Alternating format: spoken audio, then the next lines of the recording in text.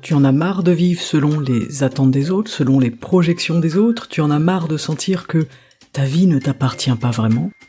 Eh bien aujourd'hui, je t'aide à reprendre les rênes. Et si prendre ta place, ce n'était pas un acte égoïste, mais c'était un acte d'amour. Et si tu passais moins de temps à plaire aux autres et un peu plus de temps à te respecter. Dans cet épisode, on parle de pression extérieure, on parle de liberté intérieure, et surtout, on parle d'oser prendre sa vraie place. Alors installe-toi bien confortablement et profite du voyage, parce que je t'emmène explorer comment t'affranchir du regard des autres, pour devenir un peu plus libre et un peu plus toi. Bonjour à toi et bienvenue sur le podcast Libres et Heureux. Je suis Margot et je t'accueille chaque samedi pour discuter d'un sujet autour de l'être humain, du taoïsme, de la vie, et ensemble on cherche des clés pour vivre un peu plus libre et un peu plus heureux. Si tu es nouveau ou nouvelle aujourd'hui sur le podcast, eh bien je te souhaite la bienvenue. Si tu es un ancien ou une ancienne, eh bien je te check vigoureusement la main. Allez, on commence, je te souhaite une excellente écoute. Si tu es là aujourd'hui, c'est peut-être que tu veux vivre ta vie pleinement, faire des choix qui te ressemblent, suivre ton propre chemin. Mais il y a cette pression constante autour de toi. Les attentes peut-être de tes parents, de ton conjoint, de tes enfants, de tes amis. Les fameux « tu devrais », les « ça ne se fait pas », et si tu te trompais, qui tournent en boucle dans ta tête. Et toi, tu avances toujours en regardant par-dessus ton épaule. Dans cet épisode, eh bien je ne vais pas te dire quoi faire, je vais simplement marcher un bout de chemin avec toi pour t'aider peut-être à y voir un peu plus clair. T'aider à identifier ce qui t'empêche de prendre ta place, comment est-ce que tu peux t'en libérer avec douceur, sans rupture brutale, mais avec fermeté et respect de toi-même surtout. Tu verras comment poser tes limites sans agressivité, comment ne plus attendre la validation des autres pour avancer, comment te détacher des injonctions extérieures tout en restant en lien, et pourquoi oser être pleinement toi, c'est le plus beau cadeau que tu puisses te faire à toi, mais aussi aux autres. Il est peut-être temps aujourd'hui de te recentrer, de retrouver ta souveraineté, de ne plus laisser les autres écrire ton scénario et vivre une vie à ta place. Tu n'as pas besoin de permission pour exister, et si tu es persuadé ou convaincu que tu as besoin d'une permission pour exister, eh bien, même si je ne suis personne, je te la donne, cette permission. Parce que, à force de te plier à ce que les autres attendent de toi, tu risques de te perdre, de t'étouffer et de vivre à côté de ta propre vie. En revanche, si tu oses poser tes choix, poser tes limites, avancer selon ton propre tempo et tes envies, tu découvriras que la vraie liberté, elle n'est pas dans la résistance, dans l'isolement, dans la rupture, mais elle est bien dans la présence à soi. Et que prendre ta place aujourd'hui, c'est aussi inspirer les autres demain à faire de même. Alors cet épisode, vous l'attendiez, il fait suite à l'épisode de la semaine dernière, où nous avons discuté de comment est-ce qu'on peut accepter que l'autre change et comment surtout est-ce qu'on arrête d'essayer de le changer. Suite à cet épisode, nombre d'entre vous m'ont dit « moi je suis plutôt dans l'autre situation, quelqu'un essaye de me changer, ou quelqu'un m'empêche de changer, ou de vivre ma vie, ou je sens une pression, je sens des contraintes, je sens de l'irrespect. » Donc cet épisode, il fait suite. Je t'invite à écouter les deux, peu importe l'ordre, on s'en fiche, mais pour bien comprendre qu'en fait, tout ça est lié, que c'est un tout, que ça fonctionne ensemble, et peu importe dans quelle situation tu te retrouves, c'est intéressant de comprendre, en fait, tout simplement, les enjeux, les causes, les réactions, et les deux points de vue aussi sur ce sujet. Dans un premier temps, pour cet épisode, je vais te partager une première clé, ok ? Pour moi, qui me semble importante. De toute façon, dans cet épisode, j'ai fait un tri, j'ai fait un choix entre plusieurs choses, selon ce qui me semblait le plus important à moi. Évidemment, ce sera différent pour tout le monde. Chacun a sa façon de regarder la vie, de voir ce qui le touche, ce qui est important pour lui ou elle, ok ? Moi, je te partage ça, peut-être que ça peut t'aider. Tu prends ce qui est bon pour toi, tu prends ce qui est à prendre, tu prends ce qui te parle, ce qui t'intéresse. S'il y a des choses qui ne te parlent pas, tu les laisses, c'est pas grave. S'il y a une chose qui te touche et qui te marque aujourd'hui dans l'épisode, eh bien c'est déjà une réussite. Cette première clé, c'est de ne pas attendre que l'autre comprenne. Ça veut dire quoi ? Ça veut dire fais tes choix, fais ta vie, vis pour toi sans essayer de faire comprendre à l'autre, dans un premier temps. On peut discuter, on peut échanger, c'est ok, mais si on voit que ça ne mène à rien, que ça va nulle part, on laisse tomber, on passe. Et on s'occupe de soi. Et on fait des choses qui ont du sens pour soi. Dans l'épisode précédent, je vous ai parlé des glaçons dans le congélateur. Eh bien, aujourd'hui, à présent, c'est à toi de ne pas te laisser mettre au congélateur. C'est à toi de ne pas devenir ce glaçon. C'est à toi de choisir le chemin de l'eau vivante qui coule, qui danse dans son lit, qui rencontre des rochers, des cailloux, qui vit parfois en cascade, mais qui continue de couler, toujours, qui est en mouvement, avec toujours un fond de souplesse et une fluidité. Ça veut dire quoi? Ça veut dire qu'on a une responsabilité à prendre dans le fait de vivre libre et heureux. Cette responsabilité, c'est qu'est-ce que je mets en place, moi, pour aller bien? Je n'attends pas que l'autre comprenne, je n'essaye pas de le convaincre, je n'essaye pas de me battre dans cette bagarre qui en fait est inutile, hein, c'est comme taper dans le vent. Non, moi je me place à l'intérieur de moi et je me demande, ok, qu'est-ce que je peux mettre en place pour moi aller mieux? Sans attendre que ça vienne de l'autre, sans attendre qu'il comprenne ou qu'il soit prêt ou prête pour notre vie à nous. Alors ça peut demander des sacrifices. Mais quelle en sera l'issue? Il vaut mieux regarder l'issue de ton sacrifice que ce que tu penses perdre dans cette décision. Si l'issue c'est d'être libre et heureux, alors ça se réfléchit. À l'inverse, si la situation actuelle dans laquelle tu te retrouves te rend prisonnier ou prisonnière, malheureux ou malheureuse, qu'est-ce que tu peux faire? Alors on peut demander de l'aide, c'est ok, on peut aller voir un psy, on peut aller voir un coach, un ami, un parent, un thérapeute, peu importe, parce que on peut tout à fait être responsable de soi, tout en ayant besoin d'un coup de pouce, d'un élan, d'un soutien. Demander de l'aide, c'est aussi prendre sa responsabilité. Aujourd'hui, j'arrête de me bloquer sur le pourquoi ma vie est comme ça, pourquoi il comprend pas, il ou elle, pourquoi ça se passe comme ça, et je cherche le comment, et c'est ça, prendre ses responsabilités. Comment est-ce que je fais pour améliorer les choses? Qu'est-ce que je mets en place? Qu'est-ce que je décide? Et en fait, dans ta vie, t'as le droit de changer. J'ai même envie de dire, t'en as le devoir. Rappelez-vous, dans l'épisode précédent, on avait parlé du fait que le changement est inévitable et même souhaitable. Et se sentir respecté, ça passe aussi par là, ça passe par le fait que tu dois te sentir libre de pouvoir évoluer, de pouvoir grandir, de pouvoir changer à ton rythme. Tant pis si c'est trop rapide pour quelqu'un ou trop lent pour quelqu'un d'autre, parce que chacun a son rythme et chacun a son chemin. Et l'idée de cette première clé, pour moi, qui est vraiment intéressante, c'est que si tu attends d'avoir l'autorisation pour être toi-même, tu peux attendre toute ta vie. Et ça, il faut le garder à l'esprit. Si j'attends une autorisation pour être moi, pour me sentir libre, pour me sentir heureux ou heureuse, pour avancer dans ma vie, pour bouger, pour faire des choses qui me font du bien, qui me font plaisir et qui me semblent justes, si ça se trouve, je vais attendre toute ma vie. Est-ce que c'est quelque chose que tu es prêt ou prête à accepter? Ou est-ce que tu as envie de mettre en place un comment? Comment est-ce que je fais pour juste vivre ma vie maintenant? Comment est-ce que je peux faire mes choix même si l'autre ne les comprend pas? Parce que c'est toi qui les vis, c'est pas lui. Alors, ça ne veut pas dire tomber dans la rébellion agressive. Évidemment, l'idée, c'est pas de se justifier, c'est pas de se défendre, c'est pas de se battre. C'est juste d'être souverain de sa vie. Et pour ça, il faut avant tout lâcher l'attente que l'autre comprenne. Ok? C'est tes choix, c'est ta vie, tu le fais pour toi, sans essayer d'attendre une approbation ou une compréhension de la part de quelqu'un d'autre. Voilà pour notre premier point.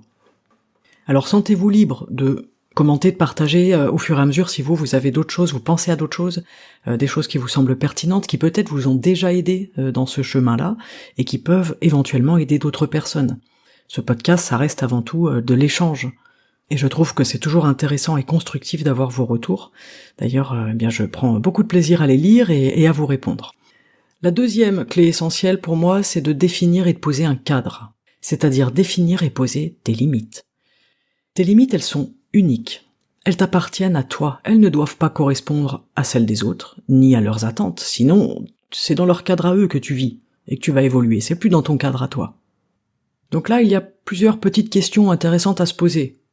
Quel est ton cadre personnel? Quelles sont tes limites? Où surgit l'irrespect dans ta vie et à l'intérieur de toi? Qu'est-ce qui déclenche pour toi le sentiment, la sensation d'irrespect? Qu'est-ce que tu es prêt à tolérer dans ta vie et pourquoi? Pour être aimé, c'est possible que ce soit la réponse, mais est-ce que c'est vraiment de l'amour si l'autre veut te changer ou te retient dans ta vie, dans ton élan ou sur ton chemin? Est-ce que c'est vraiment de l'amour quand l'autre veut nous façonner? Veut qu'on ressemble à ce qu'il attend, veut qu'on réponde à ses désirs? Vous savez, il y a parfois comme ça dans les couples, quelqu'un qui est très effacé, qui répond aux attentes, aux désirs de l'autre, qui n'a pas vraiment le droit de vivre sa vie. Est-ce que c'est de l'amour? On peut se demander très concrètement, est-ce que je fais ça pour être aimé? Et si oui, est-ce que je me sens aimé? Est-ce que je suis aimé? Et je vous renvoie encore à l'épisode précédent où on a parlé de l'amour respectueux. On a parlé aussi d'interventionnisme dans cet amour-là. Je vous ai expliqué un petit peu ce que c'est, en quoi ça consiste et pourquoi c'est intéressant d'aller cultiver un amour comme ça et de pouvoir vivre un amour comme ça, tout simplement. Et parfois, que ce soit dans n'importe quel type de relation, Il faut savoir poser une limite claire et juste envers soi-même. Ça ne veut pas dire être violent, ça ne veut pas dire être agressif, c'est plutôt comme une force tranquille. Une ligne qui indique qu'elle ne doit pas être franchie. Mais c'est presque un mécanisme de défense, vous savez, c'est comme le kung-fu. Le but du kung-fu, c'est de jamais se battre. Par contre, pour sauver notre vie, on est en capacité d'agir et de se défendre. Ça veut dire qu'on ne subit pas les coups de l'autre, on réussit à les éviter, on réussit à passer au-dessus, et si un jour il y a besoin d'utiliser la force de l'autre contre lui pour se protéger, alors on le saura le faire. Bien sûr, c'est une métaphore, ne partez pas en baston, ou ne notez pas kung-fu dans votre cadre référentiel. Mais voilà, c'est pour vous donner cet exemple de dire, mon cadre, c'est pas quelque chose de violent, d'agressif, qui va empiéter sur l'autre. Pour moi, c'est ma limite, ma base en fait. Et de cette manière, je vais aussi me permettre d'arrêter de subir des choses de la part des autres. Les limites que vous mettez, ce ne sont pas des murs qui sont là pour exclure, ce sont des fenêtres qui sont là pour mieux respirer. Concrètement, comment ça se traduit ? Ça peut être tout simplement de dire à quelqu'un « Merci, mais je ne souhaite pas discuter de ce sujet maintenant ou avec toi ». Ça peut être de dire « Je comprends ton avis, mais moi je choisis autrement. Pour telle et telle raison, on n'est pas obligé de se justifier, mais on peut expliquer si on a envie. » En fait, il faut bien voir la différence entre les attentes exprimées. Vous savez, quand quelqu'un vous dit « tu devrais faire ci, tu ne devrais pas faire ça, tu devrais choisir ça, tu devrais partir en voyage là-bas, tu aurais dû faire ces études, etc. » Et les injonctions silencieuses qui vont être plutôt « je compte sur toi pour ». Je compte sur toi pour faire le bon choix. Je compte sur toi pour faire ci ou ça. Je compte sur toi pour répondre à telle attente. C'est intéressant les injonctions silencieuses parce qu'en fait, il y a quelque chose qui est assez intéressant dans tout ce truc de prendre sa place et s'affranchir. C'est que on est nombreux et nombreuses à ne même pas se rendre compte qu'on vit dans cette pression-là et que on fait des choix de vie en fonction de ces pressions. Ça se voit beaucoup quand on est jeune. On va faire des choix en réaction à notre éducation, à notre cadre de référence, à nos parents. Souvent, c'est soit on se construit contre nos parents, soit on se construit avec. C'est pas grave, c'est ni bien ni mal, c'est normal, c'est notre vie, on est comme ça. Le problème, c'est quand, jusqu'à la fin de sa vie, on ne s'affranchit pas, on ne prend pas sa place. En fait, c'est vraiment... Cet épisode, il parle que de ça, en fait. Il parle de prendre sa place. C'est pour ça que je vous donne des clés qui me paraissent importantes pour commencer déjà à construire quelque chose qui va vous aider, vous permettre de prendre votre place dans le monde. Mais souvent, on ne s'en rend même pas compte. Et on les subit, ces injonctions de « tu devrais faire ci, tu devrais faire ça, t'aurais dû, je compte sur toi pour faire ça ». Et c'est important d'apprendre à poser ses limites en douceur, avec des phrases affirmées, sans justification excessive, puisque ça va à l'encontre de poser une limite, mais tranquillement, sans violence, parce qu'en fait, à l'intérieur de vous, c'est fort et c'est tranquille à la fois. Donc définir son cadre et poser son cadre, c'est quelque chose qui se travaille très bien en coaching, certainement aussi en thérapie. C'est, je pense, quelque chose à faire une fois dans sa vie, et puis après c'est plus ou moins acquis. Bon, on est tout le temps en évolution, donc c'est un petit peu compliqué, notre cadre évolue toute notre vie, mais une fois qu'on a réussi un petit peu à voir qui on est, à poser des limites, il y a des choses qu'on ne tolère plus. Parfois dans notre vie, on s'est fait maltraiter, on a accepté de la maltraitance, qu'elle soit physique, émotionnelle, psychologique, et on a mis du temps à s'en sortir. Et puis un jour, on a pris conscience et on est sorti de ça. Et bien là, c'est à ce moment-là où on met les limites. Je sors de ça et en fait, j'ai pris conscience du principe, du phénomène de ce que je tolérais, de ce que j'autorisais envers moi, comme manque de respect, et aujourd'hui ça fait partie de mon cadre, c'est-à-dire que demain, n'importe qui que je rencontre va être confronté à cette limite-là. Donc c'est aussi avec l'expérience, avec la vie, avec les prises de conscience qu'on arrive à définir notre cadre. Et je pense que ce cadre, il est mouvant, il se définit toute notre vie en fonction de ce qu'on vit, des traumas aussi qu'on vit. Bien évidemment, quelque chose qui nous traumatise, ça va être important de le définir, de mettre des mots dessus et que ça fasse partie de notre cadre. Il y a des choses qu'on a vécues qu'on n'est plus en capacité de vivre. Et fort heureusement finalement. Ce serait quand même dommage de revivre encore et encore et encore et encore les mêmes blessures et les mêmes schémas, pourtant c'est souvent ce qu'on fait. Mais il y a une possibilité de sortir de ça, de sortir des schémas qui se répètent, et une des astuces, une des clés, c'est justement de définir et de poser vos limites, votre cadre, votre espace de sécurité, votre zone de respect. C'est vraiment important. Je referme ma petite parenthèse et on passe à la troisième clé. Si la relation n'est nourrie d'aucun respect envers toi qui m'écoutes, tu as le choix de partir, tu as le choix de quitter la relation, tu as le choix de mettre un stop, de prendre tes distances, que ce soit physique ou émotionnel. On a le droit de quitter une relation, même si c'est nos parents, même si c'est nos enfants, même si c'est nos amis, de longue date. S'il n'y a plus de respect, il n'y a plus d'amour. Sans respect, il ne peut rien avoir d'autre dans leur relation, il ne peut pas y avoir de relation. Alors, on peut dire, ça peut changer, ça peut revenir avec le temps, oui, peut-être si t'en as envie, mais c'est pas obligatoire, et puis en général, quand on part, on n'a plus envie de revenir. Quand on quitte une relation où on ne se sent pas respecté, on n'a plus envie d'y retourner, on n'a plus envie de faire marche arrière. Et ça rejoint directement ce que je viens de vous dire à propos du cadre. À partir du moment où je pars pour ces raisons-là, ça y est, c'est inscrit dans mon cadre référentiel. Je quitte la relation où je ne me sens pas respecté.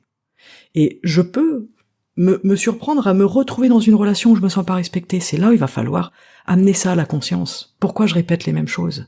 Pourquoi je me retrouve toujours dans des relations où en fait je peux pas prendre ma place, je peux pas m'affranchir, je suis pas libre, je suis pas bien, je suis pas heureuse, ni heureux, ni épanoui, et en plus je me sens pas respecté. J'ai eu une personne qui est venue en séance au cabinet, qui a une 60aine d'années, et qui se sentait terriblement coupable parce que sa mère venait de mourir, elle était très triste, et pourtant elle ressentait une espèce de libération intérieure. Malgré l'amour qu'elle portait à ses parents, elle a expérimenté cette liberté. Et c'est quelque chose qu'on retrouve dans la vision taoïste, qui nous explique qu'il y a une forme de libération quand nos parents meurent parce que on vit enfin notre vie. Mais cette liberté, en réalité, on peut l'expérimenter avant, pendant que nos parents sont encore là, et heureusement. Et c'est une question de placement, une question de ce que l'on s'autorise. Alors j'avais demandé à cette personne, je lui avais demandé « Qu'est-ce que vous vous autorisez maintenant que vos parents ne sont plus là et que vous ne vous autorisiez pas avant ?» Parce que c'est ça la clé.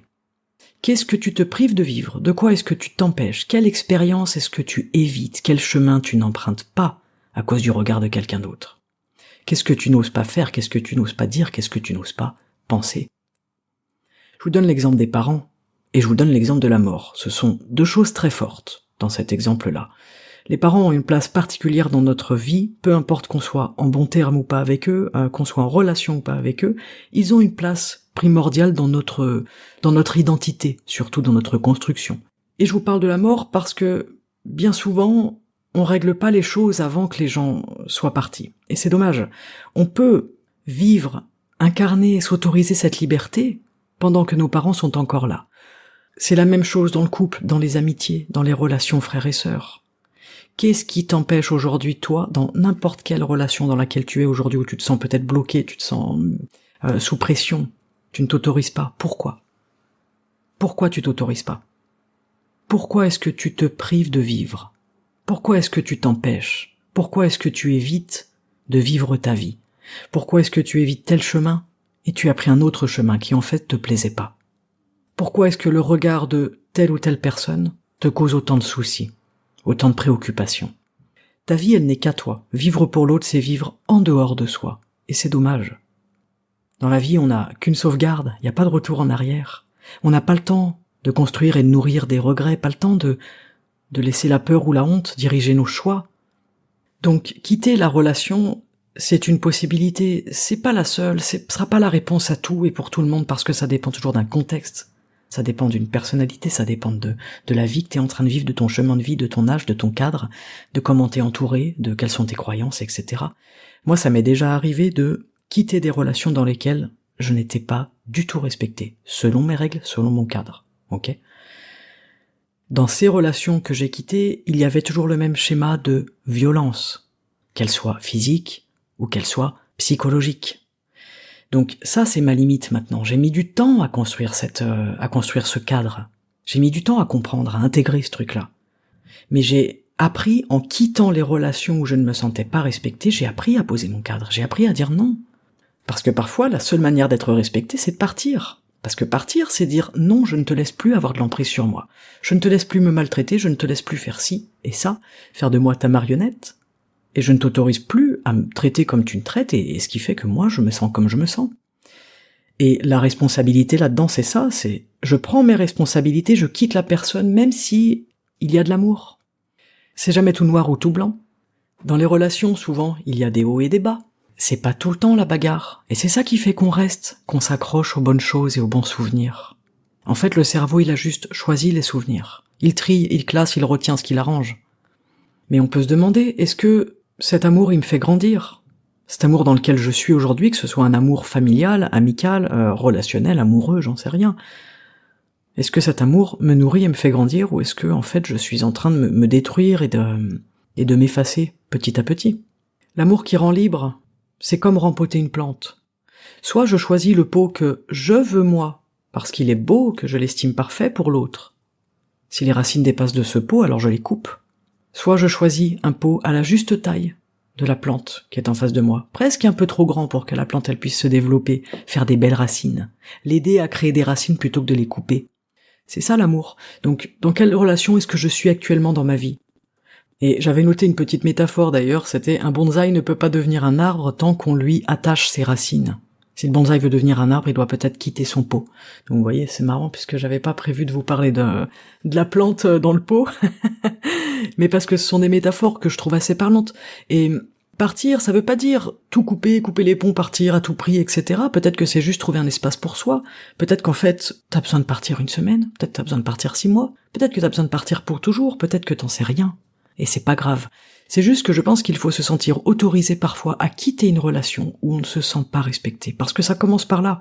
Quel choix est-ce que toi tu fais ? Où tu te respectes, où tu te dis à toi-même, t'inquiète pas, moi je te soutiens, moi je te respecte, je suis là pour toi. Et c'est en partant que je suis en train de te prouver que tu peux te faire confiance et que tu te portes du respect de toi à toi-même. Donc je sais très bien que le choix de partir, de quitter une relation, ça parlera pas à tout le monde. Peut-être que dans la situation dans laquelle tu es aujourd'hui, t'as écouté ce podcast parce que t'as envie de prendre ta place dans ton boulot, de t'affranchir, tu vas dire oui, je vais peut-être pas quitter mon boulot, je vais peut-être pas quitter mon conjoint, ma conjointe, j'ai pas envie de quitter la relation avec mes parents, avec mes amis, c'est tout à fait ok, c'est pas quelque chose à faire, on a le choix de partir, on a le choix de quitter la relation si on en a besoin. On a le droit de prendre nos distances, on a le droit de mettre un stop. Vous savez, des fois dans les amitiés, vous êtes ami avec quelqu'un depuis 30 ans, et puis il se passe quelque chose de bizarre, mais on quitte pas la relation, ça fait 30 ans qu'on est amis. On va quand même pas quitter la relation, c'est difficile. Mais en fait, dans cette relation, petit à petit, on n'est pas vraiment respecté, il se passe des choses un peu bizarres. On commence à douter de nous, on commence à se renfermer, on commence à perdre un peu de notre joie de vivre, perdre un peu aussi de notre foi, aussi en les relations, notre foi en nous-mêmes, et à se dire qu'est-ce qui se passe si je perds des relations comme ça ? En fait, on a le droit de quitter une relation d'amitié, même qui dure depuis 30 ou 40 ans. Parce qu'en fait, on évolue tous, différemment. Et que s'il y a plus de respect, on peut plus rien faire. S'il y a plus de respect, il y a plus d'amour. En général, au fond de nous, quand on a pris la décision de partir, quand c'est allé trop loin pour nous, quand ça ne respecte plus nos limites, quand ça sort complètement de notre cadre et qu'on ne se sent plus respecté, on ne revient pas. On ne regarde plus en arrière, on avance et on a envie juste d'avancer sur notre chemin, de marcher un pas après l'autre. Et ça veut pas dire qu'on part avec de l'amertume, des regrets, de la colère. Non, quand on quitte une relation, faut se sentir bien avec soi-même. Faut être en paix. Ça, c'est important. Je vous en ai pas parlé, mais on part pas en colère. Parce que ça veut dire qu'on n'a pas réglé ce qui s'est passé, ce qui se passe à l'intérieur de nous, et ça veut dire qu'on va reproduire exactement les mêmes schémas après. Quand on quitte une relation, il faut le faire en paix à l'intérieur de nous. Il n'y a pas de colère envers l'autre, il n'y a pas de colère envers nous. C'est juste, on a pris conscience de quelque chose et on se dit, ça y est. Je sais ce que je ne veux plus, je sais ce que je ne tolère plus. Et je décide de partir, tranquillement, avec le sourire et avec cette fameuse force tranquille à l'intérieur de nous. Ok ? Alors, résister, subir la pression ou fuir ? Et s'il y avait un autre moyen ? Eh bien oui, c'est pour ça que je vous le garde pour la fin, parce que je pense que c'est le plus important. Ce moyen, c'est de se détacher, de s'écarter de ce que vous êtes en train de vivre et de ressentir. Rappelez-vous l'exemple du coup de poing que je vous ai donné dans l'épisode précédent, qui exerce une force uniquement lorsqu'il rencontre une surface sur son trajet. Un coup dans le vent n'a aucune nature, parce qu'il n'existe que par la résistance qui se présente en face de lui. Admettons alors que ce soit vous le punching ball. Prenez du recul. Mettez-vous suffisamment à distance, dans votre tête, pour que la pression de l'autre, elle ne vous atteigne pas. C'est ça, se détacher et s'écarter, c'est vivre sans en tenir compte. Faites vos choix, faites votre vie, sans tenir compte du jugement de cette personne que vous aimez probablement et qui fait partie de votre entourage et de vos proches. Vivez votre vie et détachez-vous doucement de la pression extérieure. Qu'est-ce que ça implique ? Ça implique d'être en capacité aujourd'hui de prendre de la distance émotionnelle avec l'autre. Ça aussi, on en a parlé dans le podcast de la semaine dernière. Je vous rappelle qu'une distance émotionnelle, ce n'est pas justement quitter la relation et partir et tout envoyer péter, c'est juste, ok, je prends de la distance émotionnelle entre ce que tu vis, ce que tu ressens, et ce que je vis et ce que je ressens. Mais on va y venir un petit peu après, vous allez peut-être un petit peu mieux comprendre ce principe. Ça implique aussi et surtout de savoir un minimum quelle vie est-ce que tu veux. Qu'est-ce qui fait sens pour toi ? Où est ton chemin ? Quel est ton mandat céleste ? J'aime bien cette expression. On retrouve ça dans le taoïsme. On a tous un mandat céleste à vivre. Quel est le tien ? Et ensuite, ça implique de lâcher les attentes des autres. Les attentes des parents, c'est un petit peu difficile. Les attentes du conjoint, c'est un peu plus facile, heureusement. Les attentes de la société, c'est pas si évident, mais ça se fait. Et faire ton chemin. Parce que comme le disait saint Augustin, ton chemin n'existe que par ta marche. Sans tes pas, il n'y a pas de chemin. Il y a un proverbe chinois qui dit « Tu ne peux pas empêcher les oiseaux de voler au-dessus de ta tête, mais tu peux les empêcher de faire leur nid dans tes cheveux. » C'est une très belle façon de nous parler de cette compréhension et du fait de laisser couler, laisser glisser. C'est tout simplement oser prendre ta place sans confrontation, avec douceur, avec légèreté, avec solidité intérieure. Ça nous renvoie encore à l'eau qui résiste pas mais qui finit par modeler la pierre en coulant doucement. Alors comment savoir ? Comment savoir ce que je veux dans la vie ? Comment savoir ce qui fait sens pour moi ? Comment savoir comment trouver ? Il faut aller à l'intérieur. Il faut aller à l'intérieur de toi, sortir des injonctions extérieures, des attentes. Donc il faut identifier quels sont tes choix et quelles sont les attentes en fait des autres. Quels sont mes choix et quelles sont les pressions que j'ai autour de moi. Il faut avoir une vraie conversation avec soi-même. Ça se travaille très bien, c'est un travail passionnant, c'est super sympa à faire. Ça se travaille très bien en coaching d'ailleurs si ça t'intéresse, mais ça se travaille de plein d'autres manières. C'est construire un ancrage intérieur pour oser prendre ta place, savoir qui tu es, quelles sont tes valeurs, quels sont tes besoins dans la vie, quelles sont tes envies profondes.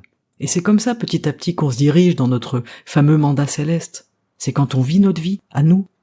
Et plus tu sais qui tu es, et moins tu te perds dans ce que les autres attendent de toi. Et ça, c'est important.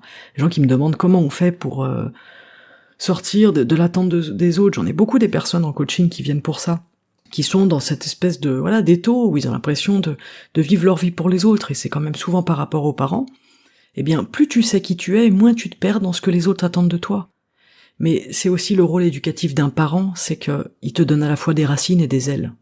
Il t'aide à t'ancrer et il t'aide à t'envoler. Il n'est pas censé construire une cage dorée autour de toi qui t'empêche de prendre ton envol et faire ton chemin.